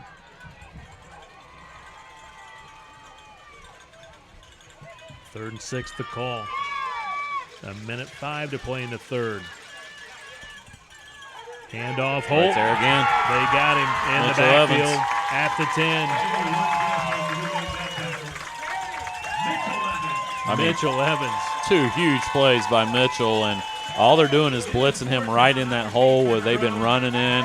And Evans is a fast kid. He's been a great running back over the years out at the Bantam program, and just a good, sure tackle right there. And 2 big plays by Evans, and now that's going to bring up 4th and 8 for the Knights. Huge play here. The Knights changing some personnel, some guys running in, running off, taking a lot of time in the huddle. They're going to call another timeout. Yeah, they're going to have to utilize a timeout. They didn't quite have the players they wanted in the huddle. Timeout called by Coach Luke Dunnick. Stops the clock with 21 seconds to play here in the third quarter, and those are some critical timeouts being taken by the Knights. Yeah, you're exactly right, Kevin, because that takes them down to only 1 timeout remaining in the game. But what a huge play right here, and obviously Coach Dunnick wanted to make sure he got the right play call in, because they need to score here. I mean, if they don't score here, they're definitely in trouble. And 4th and 8 is not a position that you're going to take a chance on or anything like that. So huge play call coming up for the Knights, and Center Grove's just had 2 outstanding plays on defense by Mitchell Evans and Connor Fruits coming from the other side, but they need one more big play here on defense.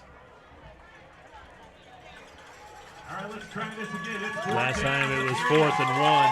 This time for the Knights, it's 4th and 8. Let's see what Coach Dunnick dials up here on 4th and 8 for the Knights. Yeah, you're always looking for a little trick play or something here on 4th and long. We'll see what happens. McCall hands it off. No, he does not. He gives it to the man around the edge. Oh, he's going to score. Touchdown, the Knights. Well done. They faked the handoff to Holt. Handoff, I think that was Seth Dunnick, the coach's son. End around, scores from 10 yards out. Wow, what a gutsy play call. Exactly what we talked about. You always worry about a little misdirection, little trick play, not something they've done yet. And everybody was keyed on Holt, and unfortunately didn't stay at home, and Dunnick was able to get outside and score a huge touchdown for the Knights. 18-13, Knights trail by 5. 12 seconds to play in the third quarter. The Knights going for 1.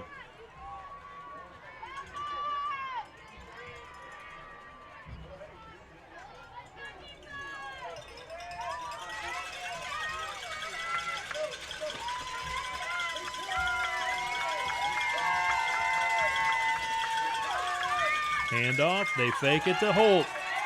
McCall throwing and completing. Extra point good. Conversion is good. McCall's pass. Great execution by the Knights.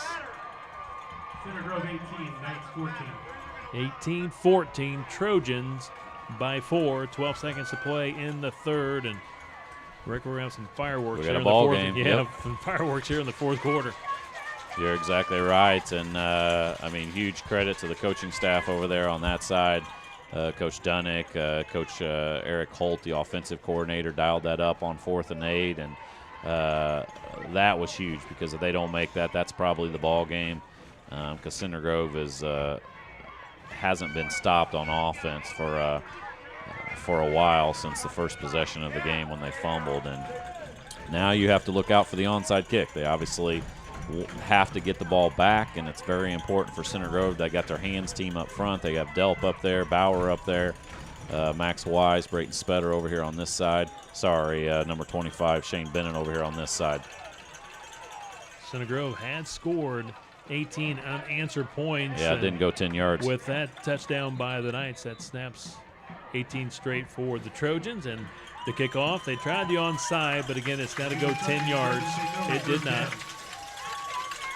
Yeah, now what you do is now you gave Center Grove a short field.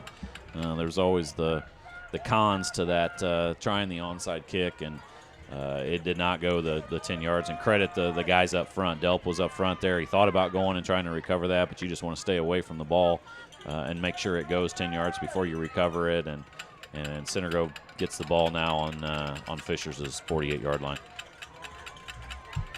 Final 12 seconds of the third quarter. This should be the final play of the quarter. Steele, so impressive today,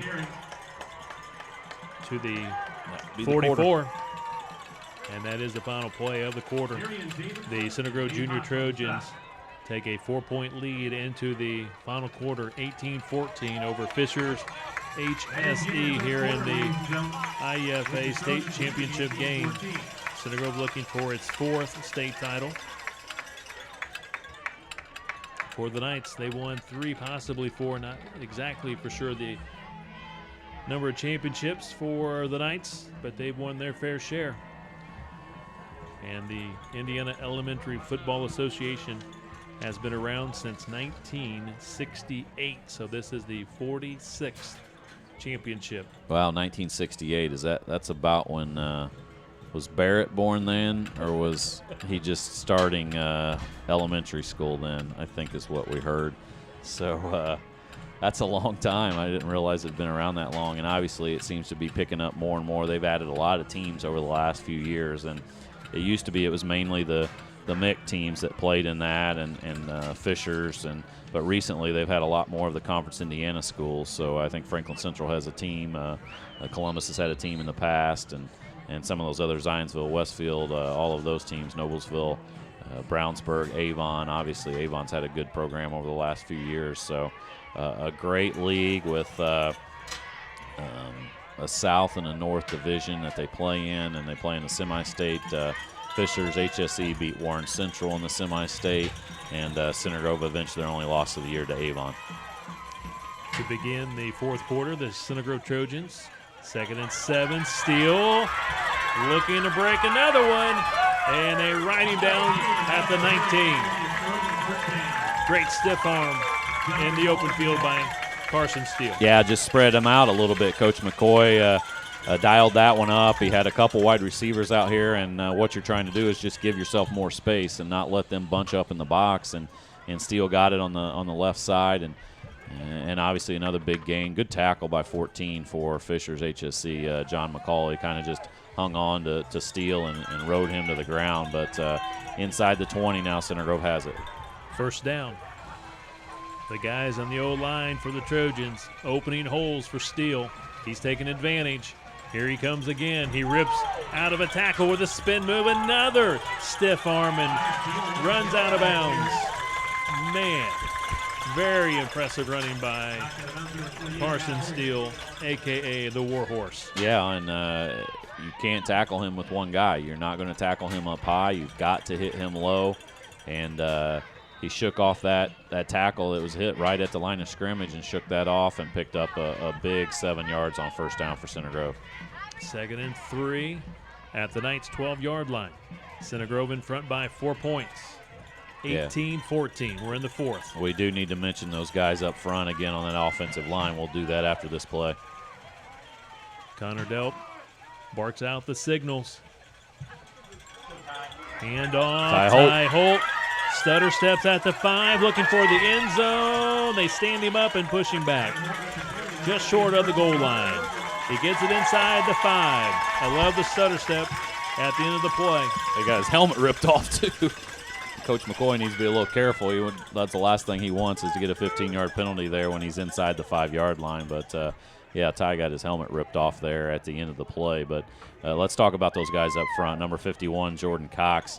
Number 78, Gabe Long. Number 65, Braden Sturm. Number 57, Caden Frieden. Number 85, Austin Booker. All day up front there, they've been huge of clearing those holes, just giving Steele enough time and enough space there to get going. And now Center Grove has the ball inside the 5-yard line, 1st and goal.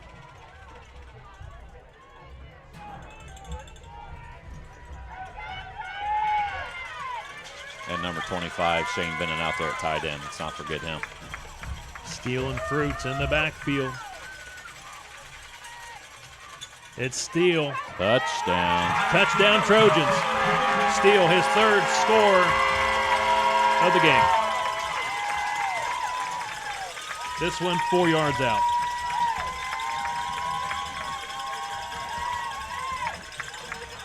You knew who was getting the ball, and so did the Knights, but it didn't really matter whenever you guy that's that hungry and running that hard and moving those feet, chopping those feet. He was able to get in the end zone, and a big answer by Center Grove right there after Fishers had that big touchdown to bring them back within one score. Center Grove able to march the ball down the field from the 48-yard line and punch it in again.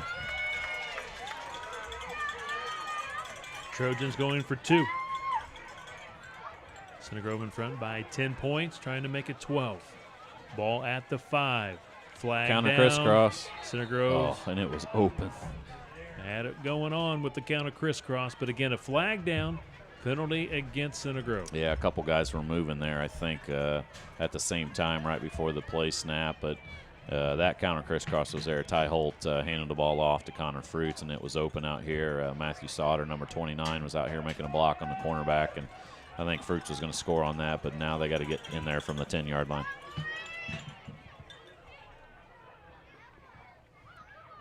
Bootleg by Connor Delt. Connor Delt. They get him around the leg at the 9-yard line.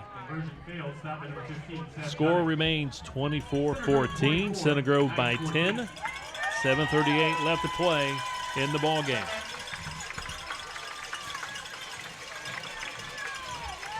Still plenty of time for the Knights. Yeah, the only thing now's when you start looking at that timeout situation. And with Fishers, they haven't hit the big home run. Holt's obviously a very good running back, but Center Grove keeps him in front and makes them chew up some time on that possession and keeps that clock running. It's going to be hard for them to get a couple possessions still left in this game unless they get the onside kick.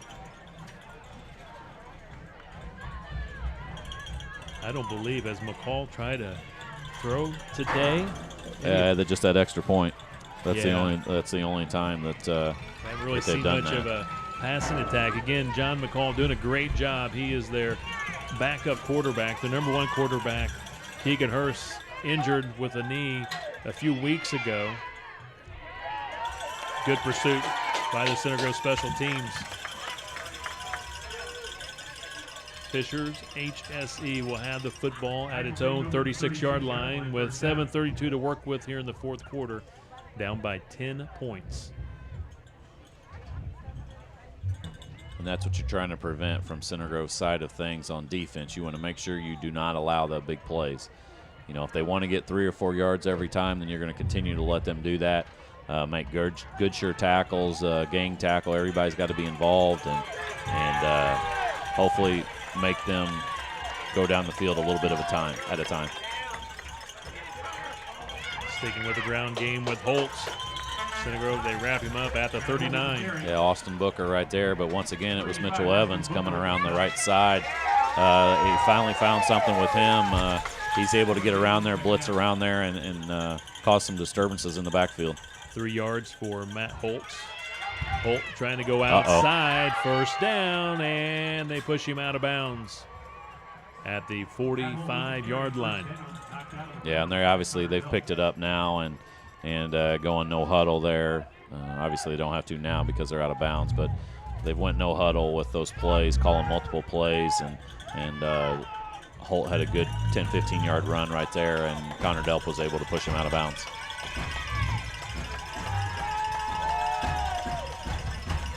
First and 10 at the Trojan 45. Holtz. They trip him up. He still gets a yard.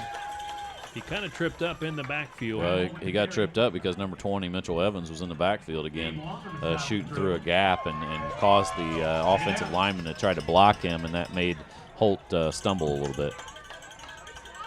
Quickly to the line of scrimmage. Holt hit and dropped for a big loss. Willie Bauer over there.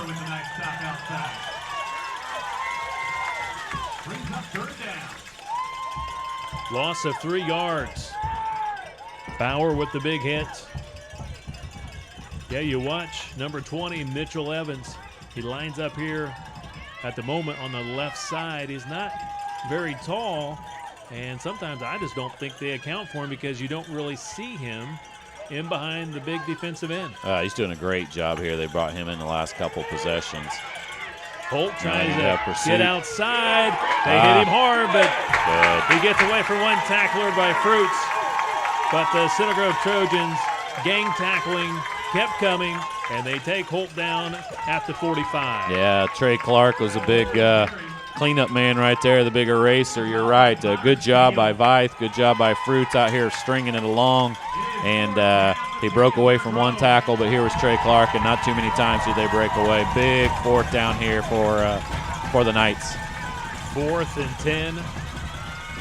Stay at home if you're at the cornerback and defensive end position to make sure they don't do that trick play again over there, and make sure you tackle well. Timeout. 5:20 and counting. 4th quarter, timeout, Center Grove. Center Grove in the secondary doing a little shuffling back and forth prior to the snap of the football, so Coach McCoy calls a timeout to regroup defensively. Big play here. Yeah. Center Grove in front by 10. You just want to make sure you go over some things that you've seen on film or something from their side. Make sure the cornerbacks stay at home. Make sure the defensive backs and the safety don't let anybody behind them. And then obviously you got to tackle, and everybody's got to tackle. Good sure tackles. 4th and a long, 10-yard line, 10 yards for the Knights, and this is pretty much the ball game right here.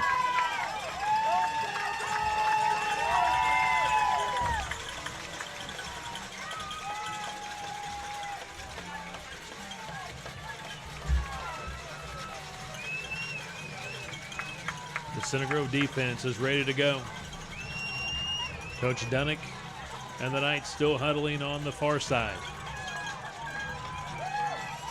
State championship at stake. 5:21 to play in the 4th. Trojans by 10.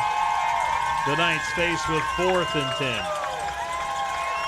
They got a kid way over there that they tried to trick him in a little bit. That's who they're going to throw it to. Oh, he's behind him. And it's underthrown, incomplete. Looking for Zane Hill to split in. The Trojan defense not fooled. Yeah, a little trick play out there. They coaching staff was on the field a little bit over there, and they were acting like that kid was over on the sideline, and they were hoping that Center Grove and Vythe didn't go over there with him, but that's a tough throw for a 6th grade kid to make. About 20 yards to the side and 10, 15 yards down the field, and he wasn't able to make that, and Center Grove takes over, and we're going to see a lot of number 43. 5:16 to play here in the 4th. Fruits in motion. Handoff, Steele. And they rip him down at the 49. Yeah, and this is where you want to make sure. Oh, late flag. Flag following the play. But this is where Steele needs to make sure he doesn't. He hangs on to that ball, gets both hands on the ball as he starts to get tackled. It's more important to hang on the ball than get that extra couple yards. 6 yards for Steele. Here's the call. Personal foul against the Center Grove Trojans.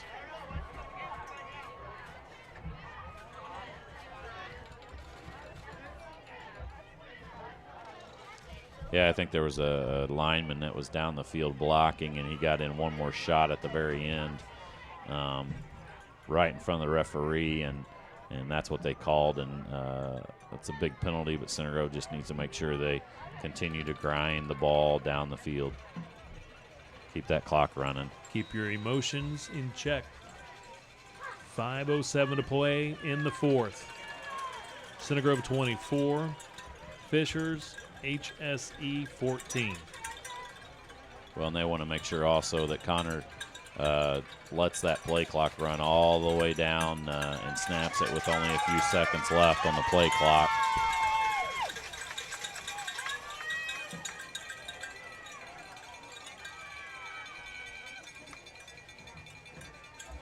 Steele goes outside. Good block on the edge by the receiver. He cuts it back. He's to the 40, 35, and out of bounds at the 32-yard line. Yep, and you mentioned it, number 29, Matthew Sauter out there at wide receiver. He's the one that got that last block there and enabled Steele to get that additional yardage. And, you know, we see it on Friday nights all the time with Devin Hensley. He's out there kind of on an island, and if he makes one additional block, then it causes Norris to take it to the house, and that's what Sauter did out there and enabled Steele to pick up a big first down for Center Grove. At the Knights 33, 1st and 10.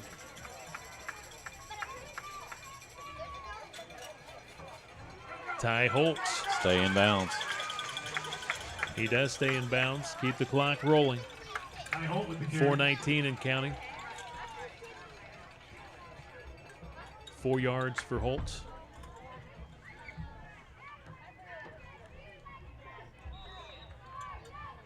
That's the key. Stay in bounds. Stay in bounds and hang on to the ball, and you should have yourself a state title here in the next 4 minutes. Center Grove has won 3 state titles, going for number 4. Last one coming back in 2010.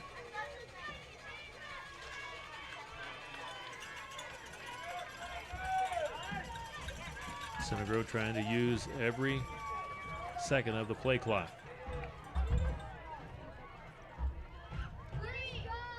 Handoff, Fruits.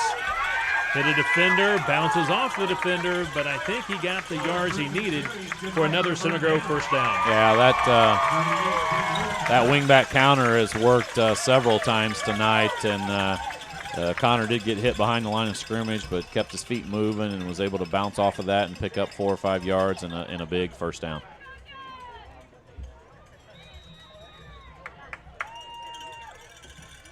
.320 and counting, 4th quarter. Center Grove 24-14, 10-point lead. Trying to grind it out here late with the running game.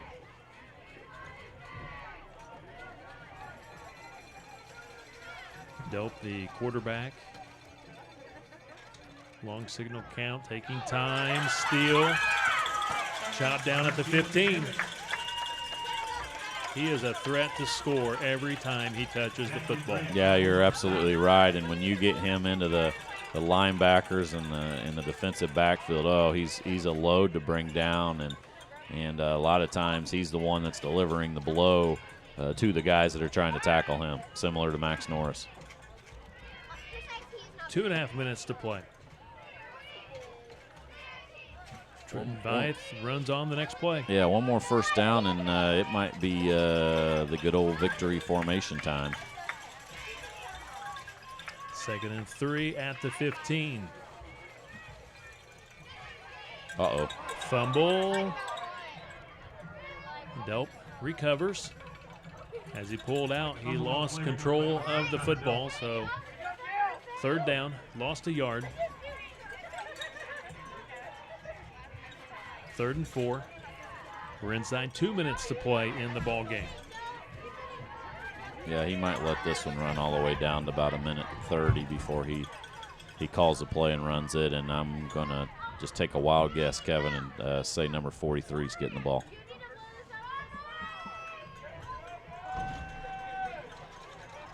.90 seconds to play.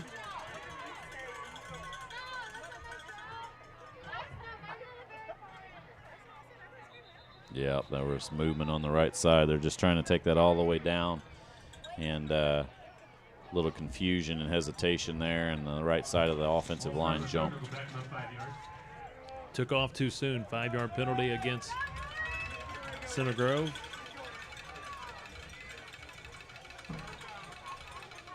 Third and 9. Ball at the 21-yard line. Yeah, clock continues to wind even on the penalty there, so Center Grove doesn't need to hurry to the line of scrimmage.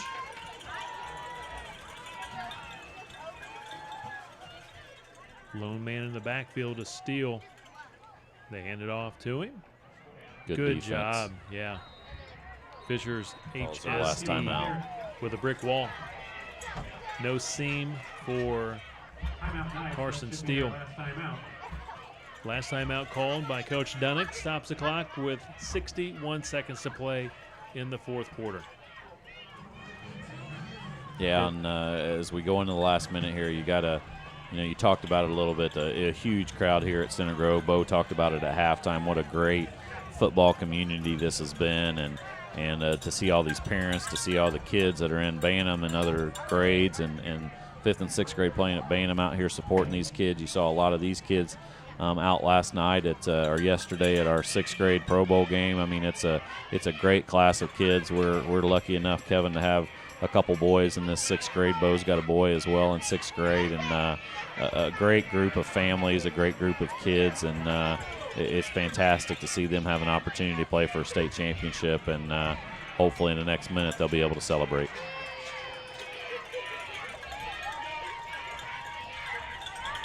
Fourth and 9. Couple of receivers to the right. I don't think they're going to throw, Kevin. What do you think? Not likely when you got Superman in the backfield. Carson Steele has been so impressive tonight all season long. 3 touchdowns tonight for Steele. 74 yards, 66 yards, and 4 yards. Another timeout call, this time by Center Grove head coach Scott McCoy.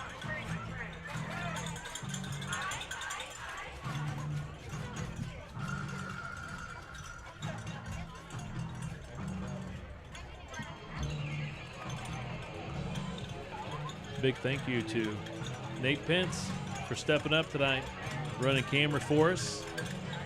Diehard Trojan. He obviously is a lot smarter than his dad, because there's no way that his dad could have been able to run the camera. It's got more than 2 buttons up there, so it's good that his dad Todd's in the bleachers cheering and yelling and screaming and doing all that stuff, and luckily Nate's got his smarts from his mom and he's able to figure out the camera. I think after this performance, Nate will be ready for Trojan Friday nights. After Friday night, I think Austin would allow him to get up on the roof during the cold and rainy and windy times. Trojans faced with 4th and 9. 3 receivers to the right. Delp, handoff, Steele, and they wrap him up. Turnover on downs. 56 seconds to play in the 4th. The Knights are down by 10 points, and I believe they are out of timeouts. No timeouts left. I think this clock will start on the whistle. It's going to take a miracle for them to get a couple touchdowns here.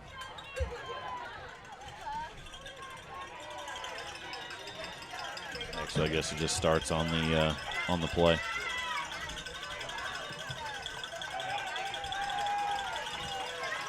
Trojan fans on their feet with the encouragement for the Center Grove defense.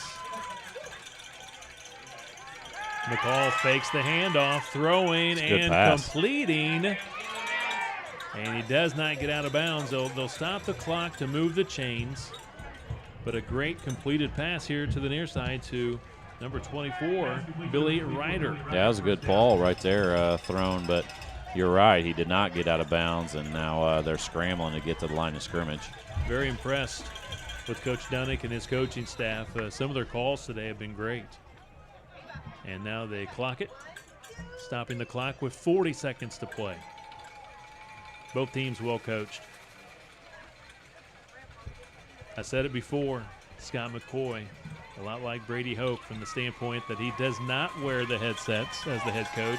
His assistants wear the headsets, but he says he likes to be able to talk to the players and not have the headsets on. Is that what, does he say talk to the players? That's one interpretation of how he communicates to the players. Maybe it's more like communicate with them. Another passing play. This one is incomplete. Threw over the top of Ryder here on the sideline. Yeah, Mitchell Evans out there on the coverage again. He's been a huge defensive player for the Trojans here in the second half. He's come up several times supporting the run, and right there he was defending the pass. Again, just another big thank you to our sponsors, Ray Skillman Automotive Group, and also Aldi. Yeah, and we talked about Ray Skillman, and I'll say again what Aldi has stepped up big time in the last couple years with the football and the basketball leagues, and we're overjoyed to have Laura Bauer and her group involved. The toss to Holt. They chase him outside. He cuts it back, puts down the shoulder pad. He's going to be just short of the first down. 25 seconds and counting. They cannot stop the clock. Steele on the tackle. And they'll quickly get to the line of scrimmage. This may be the final play of the ball game. He spikes it. It's over. Another toss to Holt, looking for the first down. He gets the first down out of bounds. Well done by Matt Holt to get the first down and to step out of bounds. Stops the clock with 7 seconds to play in the ball game. Yeah, and that's credit him. I mean, he is, as advertised, a fantastic running back and defensive player as well. Great ball game by him and the entire Knights team. But Center Grove's going to be your 2014 IEFA champions. 1st and 10 at the Knights 43. 7 seconds to play in the fourth. McCall to pass under pressure. Middle screen is tipped, and it's incomplete. That's your final play. Game over. Your state champs, the Center Grove Junior Trojans, win it by 10, 24-14 over Fishers HSE. Great ball game by both squads.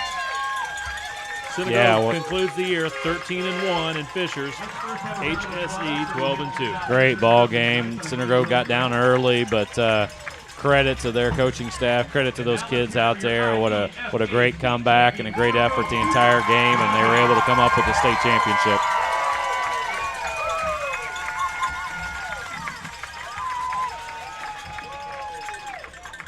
Fourth state championship for the Center Grove Junior Trojans, the first since 2010. Congratulations to Coach McCoy and his coaching staff. And these 5th and 6th graders, what a ball game. Rick, this is what you want to see in a championship. It was exciting right down to the end. Well, and hopefully you can get a shot out there. Number 2 on the Trojans team, looking for his cousin, number 28, Matt Holt. Obviously a very talented family. It's nice to see that sportsmanship by Ty and giving his uncle a hug and giving his cousin a pat on the back as well. The trophy presentation coming up.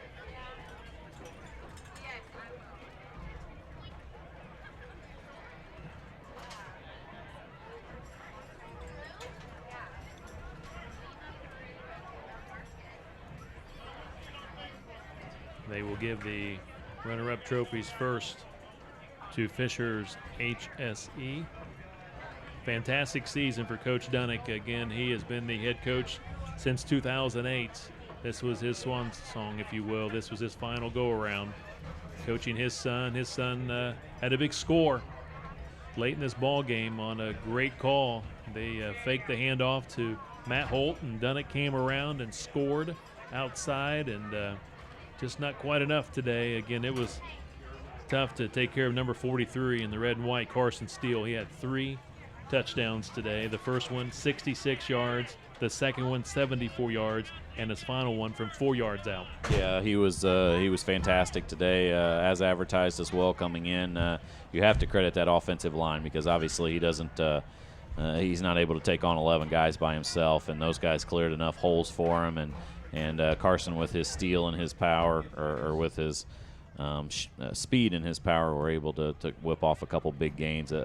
Also goes down to turnovers, and Center Grove getting a couple big turnovers there in the ball game to come out with the victory.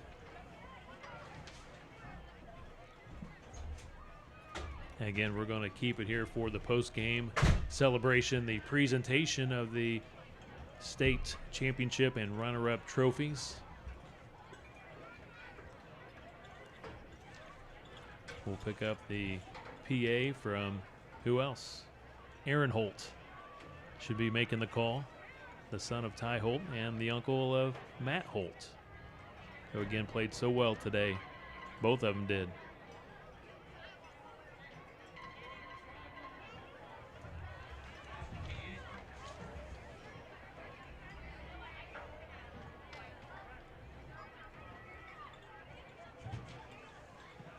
We're going to go ahead and introduce the runner-up HSC Fisher Knights. Present them their trophies. Number 3, Joey Brzezinski.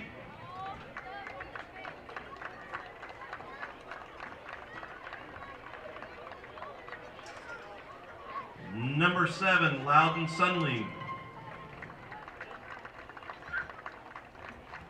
Number 8, Hunter Keltner. Number 10, Keegan Hurst. Number 11, Ryan Kemp.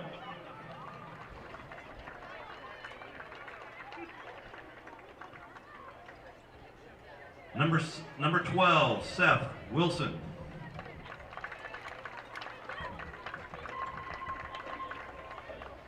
Number 14, John McCall.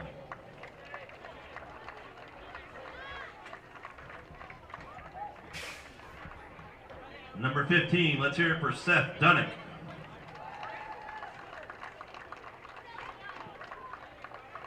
Number 18, Zachary Gray.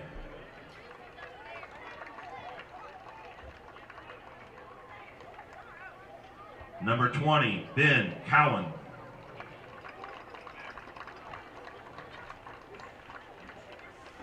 Number 22, Antonio Averhart.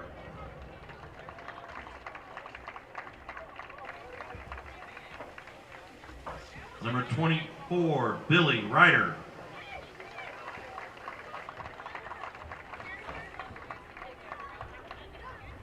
Number 25, Reggie Cook.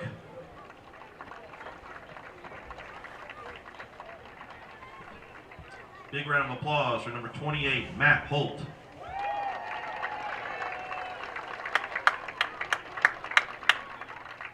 Number 30, Ian Busher.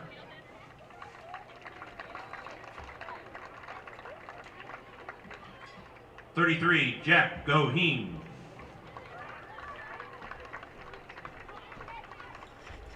Let's hear it for number 40, Sam Baker.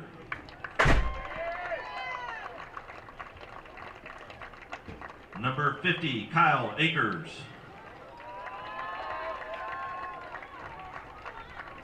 One of the leaders on the team, number 51, Jonah Vanderkamp.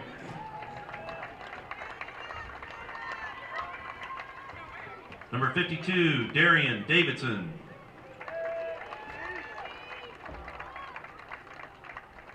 Number 55, J.T. Muchner.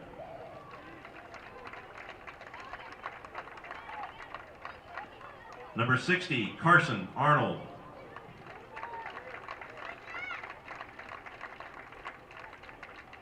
Number 62, Nate Haas.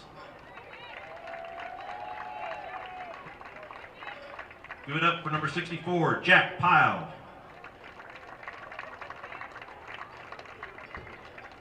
Number 66, Jake Robeson.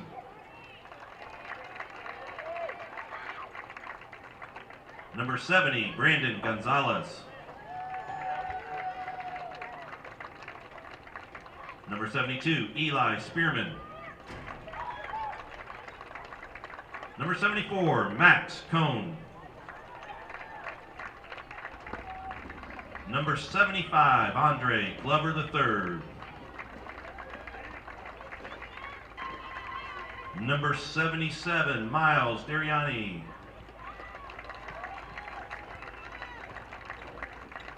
Let's hear it for number 78, Mason Cooley.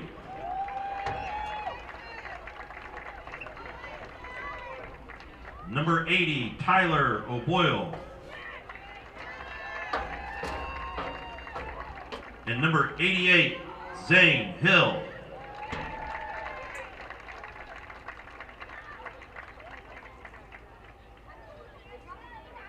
And the runner-up trophy goes to Coach Dunnick of your HSC Fishers Knights.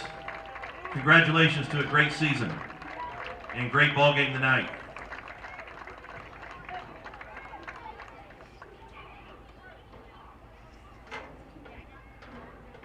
Turning our attention to the champions of the IEFA 2014 season.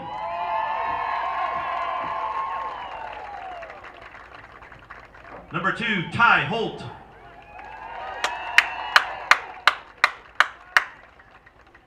Number 4, Matt Soderdahl.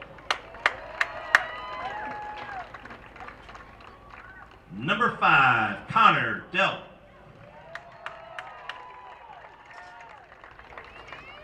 Let's hear it for number 11, Jackson Griffin.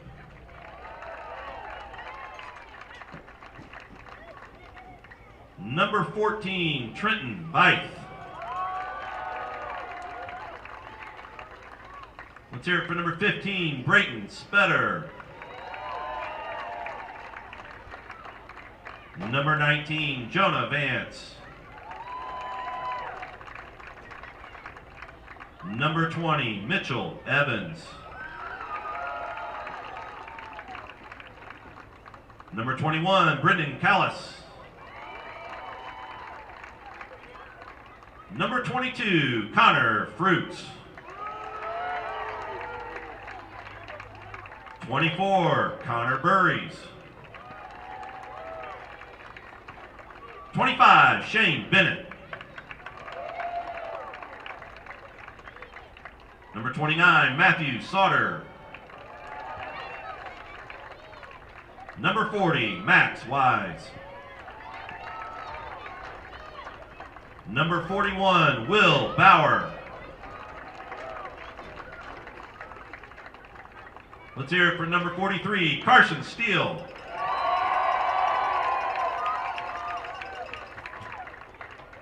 Number 51, Jordan Cox.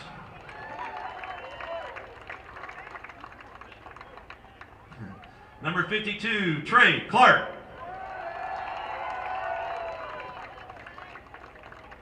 Number 55, Eric Brandow. Number 57, Caden Frieden. Let's hear it for number 65, Braden Sturm. Number 67, Jacob Newland.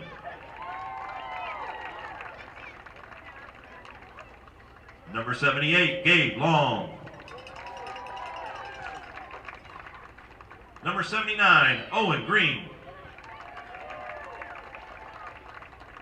Number 85, Austin Booker. And number 94, Owen Wood.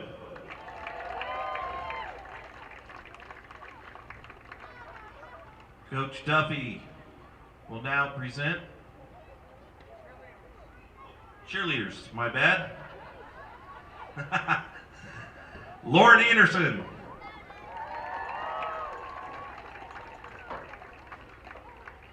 Katie DeGuider.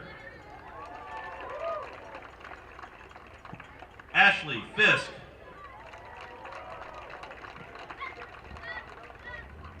Melanie Gomez.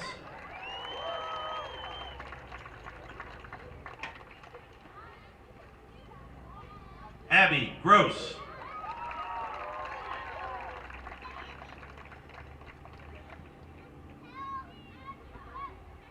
Ella Hoffman.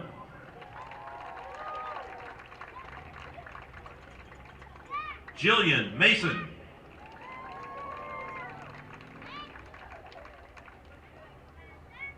Michaela Noble.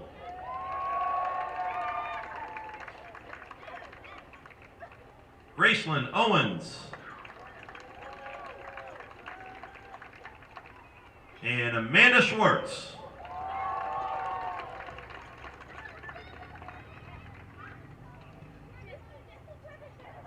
And now the championship trophy of the 2014 IEFA State Championship to head coach Scott McCoy.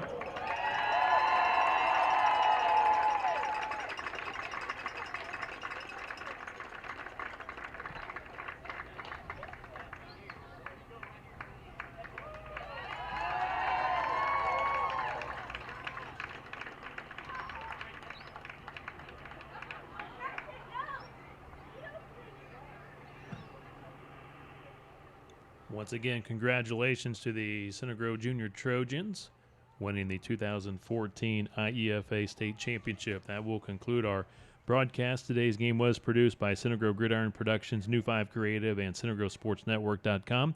The executive director is Aaron Holt, the executive producer Matt Murray, production assistant and camera photographer tonight Nate Pence. We really appreciate him stepping up, helping us out tonight. Again, the final score tonight, 24-14. The Center Grove Junior Trojans win it in the state championship over Fishers HSE, and a great one.